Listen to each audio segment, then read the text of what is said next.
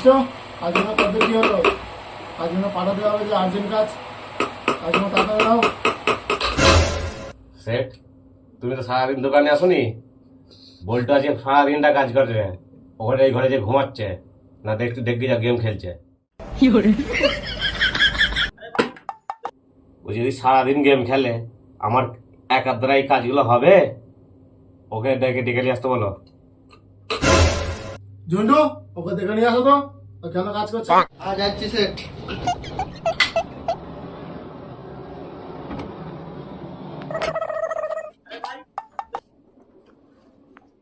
এ বল্টু, set এসছে, set ডাকছে তো।